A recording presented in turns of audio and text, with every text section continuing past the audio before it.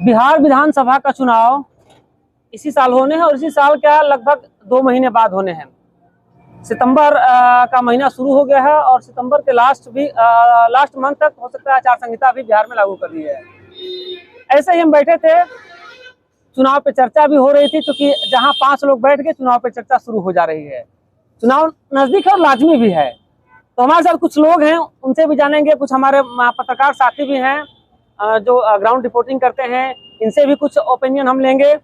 और हमारे साथ जनसुराज के नेता हैं और साथ ही बीजेपी के भी नेता हैं। क्या नाम होगा आपका सर? मेरा नाम बारू सिंह। बारू सिंह। आपका नाम? जयशंकर सिंह। क्या नाम होगा आपका? राजेश सिंह। क्या नाम होगा आपका? विजय कुमार पटेल। दादा आवा यार। चुनाव नजदीक है, जनसुराज क्या लग रहा है, बहुत पूरा हाई फाई व्यवस्था अगर देखा जाए अन्य पार्टियों की अपेक्षा जनसुराज पूरी तरह से एकदम बनाए हुए है। इसका असर कितना होगा? जनसुराज 243 सीट पर लड़ेगा और 243 के बाद 140 सीट तक जीतने का उम्मीद है। अगर 140 से कम रहा तो हम लोग मान लेंगे कि जनसुराज का बिहार में प्रभाव नहीं। सरकार क्या मानते हैं? सरकार तो जाने वाली है, सरकार तो बचने वाला थोड़ा है। इनका तो सफाया हो गया। तो फिर जो आने वाला चुनाव में जैसे घर को लोग सफाया करता है झाड़ू लगा करके, उस तरह से बिहार की जनता झाड़ू लगा करके इन लोग का सफाया कर देगा। एक भी लोग नहीं बीजेपी का बचेगा, ना किसी जदयू का बचेगा। इन लोग का सफाया है, एनडीए गठबंधन का सफाया। आपके सवाल का जवाब देते हैं। क्या लगता है, कह रहे हैं कि एनडीए गठबंधन का सफाया हो जाएगा? इधर से आ जाते हैं। क्या लगता है, कह रहे हैं कि एनडीए का सफाया हो जाएगा? एनडीए इनका तो पहले खाता नहीं खुलेगा, ये केवल वोट कटवा रहेंगे। बिहार का पुराना परिस्थिति रहा तो जाति का वोट है, न तो पार्टी का वोट है, और किसी के पास वोट नहीं है। जनसुराज अपने कुछ लड़कों को पैसा देकर रखकर एक माहौल बना रहे हैं, तनख्वाह दे रहे हैं। वैसे लोगों को रखकर केवल चौराहे पर माहौल बन रहा है। गांव में कोई जनसुराज को नहीं जानता है कि पीके क्या है। पीके ऐसा लग रहा है कि ये दिल्ली के दूसरे केजरीवाल हो गए। कहाँ से इतना पैसा लाते हैं? 24 करोड़ रुपया इनका कौन नौकरी है, कौन बिजनेस है? वो तो हिसाब भी दे रहे हैं। वही तो हिसाब तो अभी तक दिए नहीं है। अभी तक किसी को नहीं दिए हैं हिसाब, न बनाए हैं न दिए हैं। क्या मानते हैं, सरकार बनाएगी? एकदम निश्चित 101% है कि एनडीए की सरकार बनेगी। नीतीश फिर दोबारा मुख्यमंत्री बनेंगे। लोग आज आरजेडी डर रहे हैं कि अगर आरजेडी की सरकार आ गई तो फिर वही स्थिति हो जाएगा जो 2010 से पहले था। अब इस चौराहा पर इतने टाइम में कोई नहीं रहता था। आपको कहा जा रहा है कि दूसरे केजरीवाल है दिल्ली के? केजरीवाल तो नहीं है, लेकिन बिहार के विकास पुरुष तो है। बिहार में जितने हमारे शिक्षा का स्तर गिर गया है, वो शिक्षा का स्तर जो है इतना हाई फाई कर देंगे कि आने वाला भविष्य में जो IAS 10-20 बिहार के होते हैं ना, सारे के सारे बिहार के IAS और इंजीनियर पैदा होंगे, डॉक्टर पैदा होंगे। ये लोग क्या बात करेंगे? ये लोग तो लुटेल करके जेल के हाजत में बंद कर दिया जाएगा। आपको क्या मानते हैं? हम लोग तो अपने 40 साल के उम्र में देखे हैं कि 20 साल राजद का भी सरकार देखे हैं, और वो स्थिति में हम लोग पुनः नहीं जाना चाहते हैं। अभी सरकार के काम काज से हम लोग संतुष्ट हैं। थोड़ा हो सकता है कि इसका विकास वाला रफ्तार थोड़ा और तेज हो, ये उम्मीद हम सरकार से करेंगे। तो आखिर ये बात कब तक कहेंगे आप लोग? जो पिछला 20 साल था, 90 का दशक, यही कितनी बार कहिएगा आप लोग? नहीं, अभी इसके ऑप्शन में कोई वैसा लग नहीं रहा है कि जो इससे बेहतर काम दे दे। जनसुराज आपको कई तरह की जिस दिन अगर ऐसा लगेगा कि नहीं कोई बेहतर काम करने वाला होगा तो फिर हम लोग वोटर हैं। तीसरी पार्टी तो जैसे जनसुराज आ रही है। नहीं, ठीक है, जनसुराज है, लेकिन अभी उस तरह हम लोग को उम्मीद नहीं लग रहा है कि बिहार में इस तरह का फाइट कर पाएंगे। अच्छा, कुछ पत्रकार साथी हम इनसे भी जानते हैं। राशिद जी, आप भी क्षेत्र में लगातार घूम रहे हैं, सबका अपना अपना ओपिनियन है।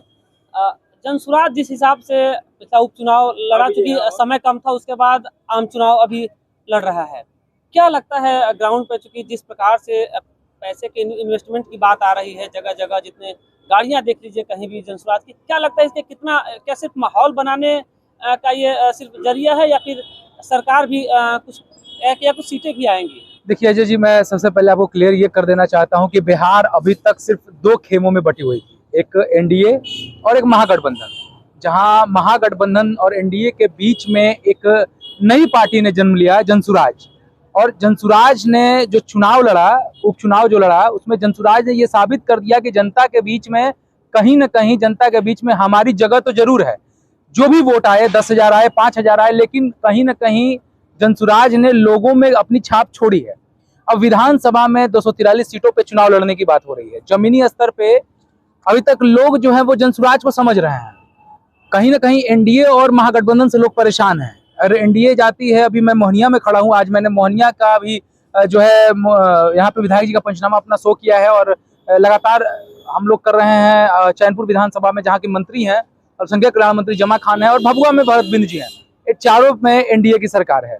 रामगढ़ अभी बचा हुआ है, लेकिन 3 जगह पे परिस्थिति ये बनी हुई है कि लोग परेशान हैं एनडीए से।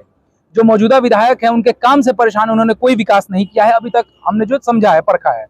और महागठबंधन को लेके एनडीए बार बार ये एक ही चीज, मतलब जितने साल से एनडीए गठबंधन में सरकार, ज्यादातर सरकार तो नीतीश कुमार की एनडीए गठबंधन में रही है, महागठबंधन तो कम समय के लिए आया और चला भी गया, लेकिन अभी तक एक ही राग अलाप रहे हैं कि 15 साल पहले और 15 साल पहले ये होता था। तो खैर ये बात की बात है, अब तो आपने विकास कर दिया। उस समय पुलिसिंग की व्यवस्था उतनी नहीं थी, आज तो सिपाही की भर्ती हो या फिर आपको जो है दरोगाओं की भर्ती हो, मतलब पदाधिकारी उपलब्ध हैं इतने स्थिति में कि कहीं भी अब क्राइम वगैरह के लिए, क्राइम होता रहेगा, वो कल भी होता था, आज भी होता है और आगे भी होता रहेगा, लेकिन कुछ चीजें थी अपहरण वगैरह को लेकर जो उस समय ज्यादा था। बात करते हैं जनसुराज की। जनसुराज एनडीए जो केंद्र में है, खुद एनडीए ने भी इसको माना है, और जिस समय 2014 में इलेक्शन चल रहा था उस समय प्रशांत किशोर, यही नरेंद्र मोदी जो हमारे प्रधानमंत्री, उनके इर्द गिर्द देखे जाते थे। तो आज केंद्र में सरकार है, अभी हमारे गार्जियन ये यहाँ है, खड़े हैं, वो बैठे हुए बता रहे थे कि ये माहौल था, हवा था। तो उस समय 2014 में सोशल मीडिया जो है पनप रहा था, और सोशल मीडिया पे माहौल बनाने वाला मोदी का जो माहौल उस समय था, नरेंद्र मोदी का, वो प्रशांत किशोर का काम था। तो जब प्रशांत किशोर ने उस समय वो स्थिति बना दी कि आज केंद्र में आपकी सरकार है और लगातार आप अभी बने हुए हैं, एक बार का माहौल बने होने पे, तो वो अब खुद ही मैदान में है। तो इससे इनकार नहीं किया जा सकता है कि आने वाले चुनाव में एक अच्छी बढ़त के साथ जनसुराज सत्ता में आएगी, और लोग उनकी बात सुन रहे हैं, समझ रहे हैं। पलायन का मुद्दा, अभी तक गठबंधन की भी सरकार रही, महागठबंधन की भी रही, एनडीए नीतीश कुमार आते जाते रहे, लेकिन फैक्ट्रियां बिहार में नहीं रही। दारू बंद होना एक सबसे बड़ी समस्या आई है इसमें। दारू बंद हुआ, बिना प्लानिंग का हुआ। गुजरात में भी दारू बंद था, लेकिन अभी गुजरात मॉडल में दारू बिक रहा है, दारू मिल रहा है। बिहार में अचानक दारू बंद होने से क्या हुआ कि जो महिलाएं अपने बच्चों, अपने पति को बचाना चाहती थी दारू से, आज वो अपने बच्चों को जो है सूखा नशा के तरफ, हीरोइन, ड्रग्स और जो है सनफिक्स की तरफ। एक आर्टिकल लिखा था मैंने कि आने वाले कुछ समय में नहीं रहेंगे भारत में युवा, तो इसका बड़ा इफेक्ट है। जो 9 साल से 15 साल के बीच के जो बच्चे हैं वो सूखा नशा कर रहे हैं, और इसका कारण है दारू बंद होना। दारू बंद होने से सूखा नशा सस्ता और इजीली अवेलेबल हो गया है, तो इसका बड़ा इफेक्ट रहा है। और फैक्ट्रियां जो लगनी चाहिए थी, बैठकें जो मीटिंग्स होनी चाहिए थी बड़ी बड़ी कंपनियों की, ये सारे अब बिहार को छोड़ के उत्तर प्रदेश में और झारखंड में होती है। तो कहीं ना कहीं इसका बड़ा जो है असर खराब पड़ा है, और इसकी कोई प्लानिंग नहीं रही है। एक सवाल उनसे थोड़ा लिया जाए, क्या लगता है आपको, एक आम वोटर होने के नाते जी, बिहार में इस बार क्या कुछ होगा? पुनः सरकार लौटेगी, बदलेगी, या फिर बदलाव किस तरफ होगा? बिहार में तो हम बोलेंगे कि एक बार बदलाव बहुत जरूरी है, इसलिए कि 20 साल से तो देख लिया इनको, लेकिन खास समझ नहीं आया।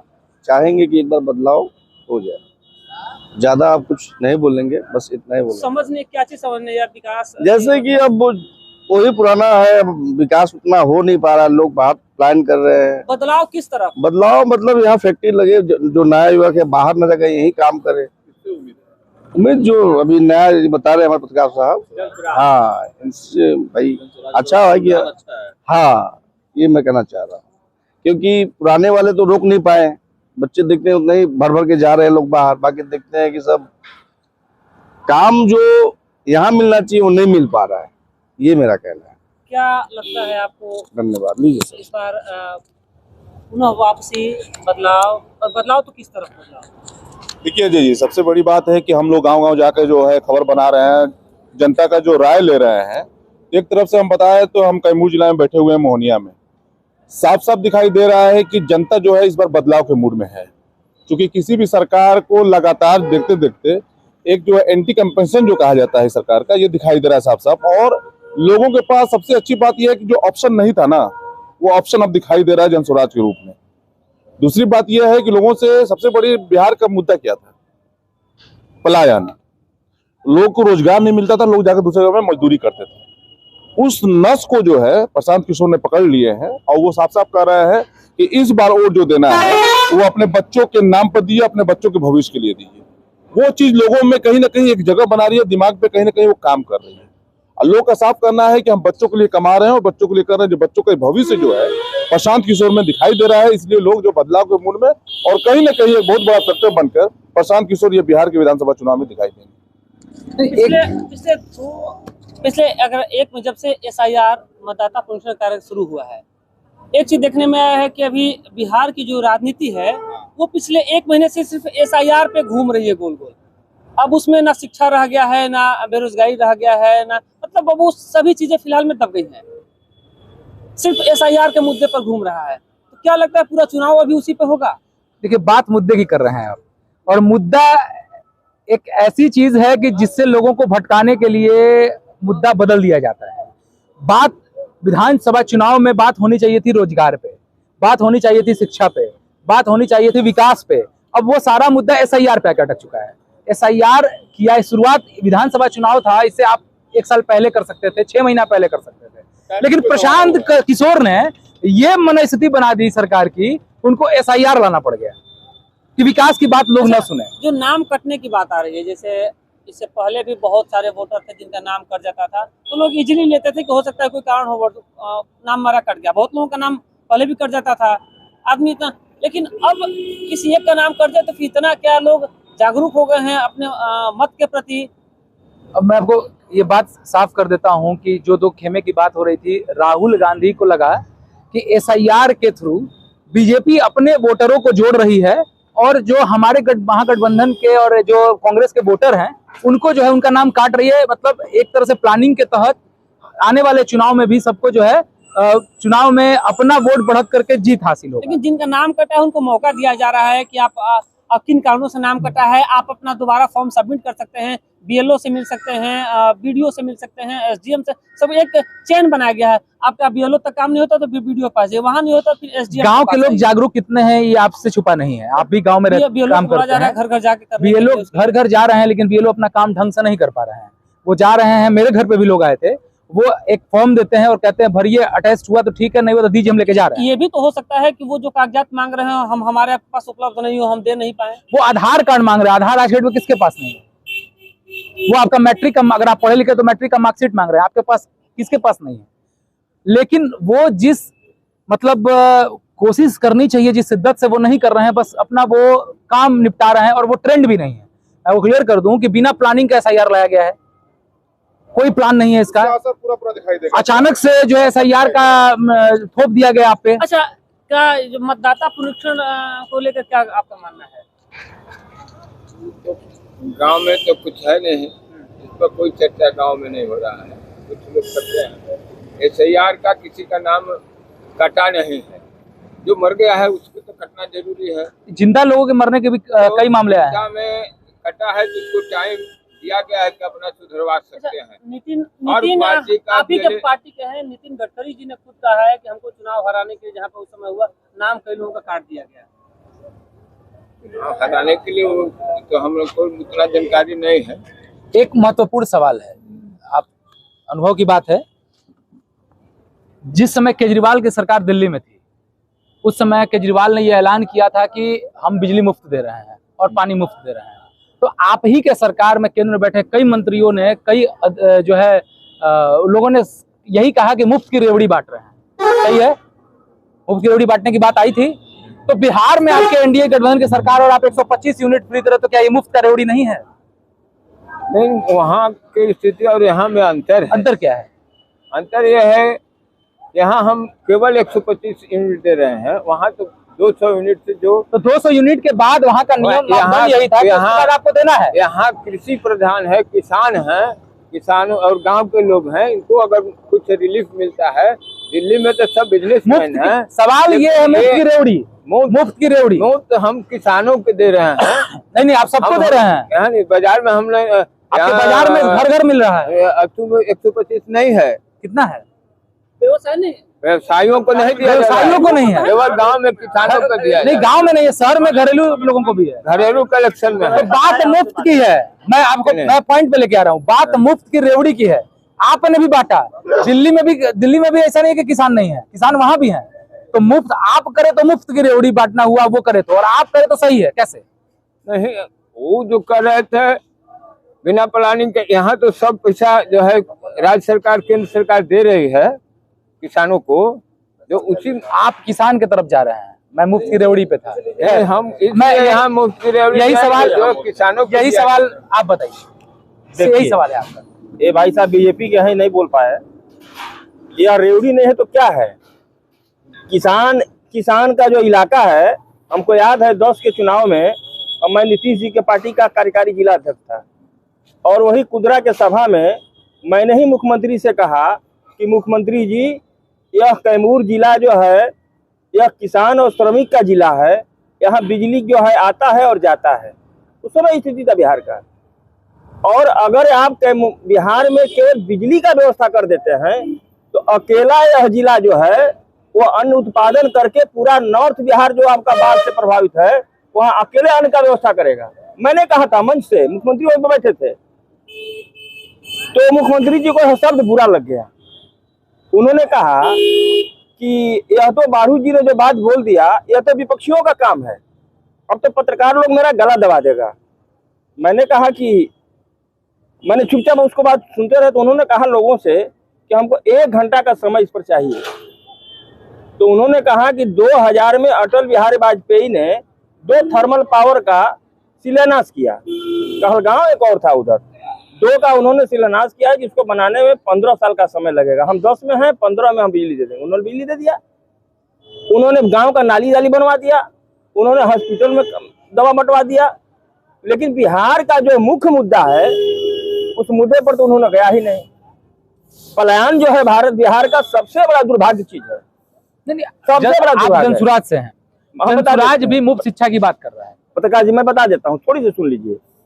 यहाँ का जो नब्ज को पकड़ने वाला कोई व्यक्ति का नाम है बिहार में, तो उसका नाम है प्रशांत किशोर जी। उन्होंने जब आया तो उन्होंने पूरे इंडिया का भ्रमण किया, विदेशों में भी उन्होंने काम किया है। तो जब हम लोग जाते हैं दूसरे राज्य में तो हम लोग ऐसे जैसे बैठे रहते हैं। मैं भी बहुत राज्यों का भ्रमण किया है, तो वहाँ के लोग, हम पंजाब में तो ऐसे बैठे थे रोड पर एक बहुत बड़ी कंपनी के मालिक के साथ, तो वो कहा कि, और हमारे जो बिहारी है बेचारा अपना लुंगी उंगी मार करके अपना जा रहा था। कहा जानते हैं नेताजी, ये सब बिहारी है सब, भैया इधर आओ। उसको भैया सबसे संबोधित किया जाता था। इतना दुर्भाग्य लगा हमको, इतना अपशब्द भाषा का प्रयोग किया लोग, तो मैं अपना सर नीचे झुका लिया। उसी चीज को प्रशांत किशोर जी ने पकड़ करके कहा कि हम बिहार का पलायन रोकेंगे, 12,000 से 15,000 की नौकरी जो है हम बिहार में जिस दिन मेरी सरकार बनेगी मैं उसके अगले दिन घोषणा करके छूट दे दूंगा। उन्होंने कर दिया। सुन लीजिए थोड़ा सा 1 मिनट। और हमारे भाई साहब बिजली की जो बात किया, तो बिजली तो जिसको मिलना चाहिए उसको मिला ही नहीं। बिजली तो किसानों को फ्री करना चाहिए था, यह किसान का इलाका है, बिजली में चलता है, तो उसको न दे करके आपने कर दिया 125 यूनिट। वो भी क्यों किया?